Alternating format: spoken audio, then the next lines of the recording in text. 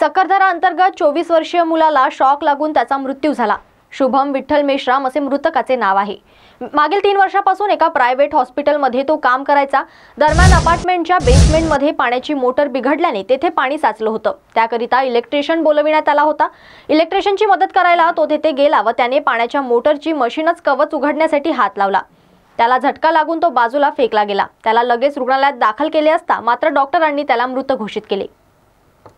शुभम विठ्ठल मेश्राम, वय 24 वर्षे, राहणार ओमनगर भांडे प्लॉट। हा मागील 3 वर्षापासून एका प्रायव्हेट हॉस्पिटलमध्ये अटेंडन्सचं काम करत होता।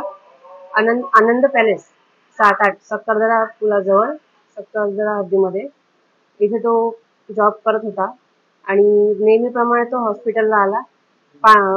अपार्टमेंटच्या बेसमेंटमध्ये पाण्याची मशीन होती। ती पाण्याची मोटर बिघडली असल्यामुळे तिथे थोडं पाणी साचलेलं होतं। त्यासाठी इलेक्ट्रिशियनला बोलवण्यात आलं होतं। तर इलेक्ट्रिशियनला मदत करण्यासाठी तो तिथे गेला आणि त्यांनी जस्ट पाण्याच्या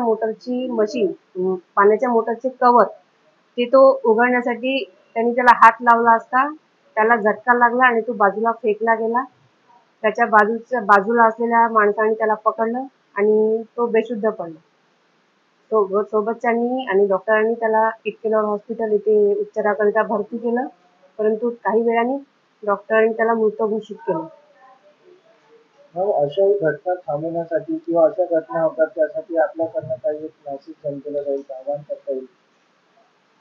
पोलीस विभागातर्फे जनतेला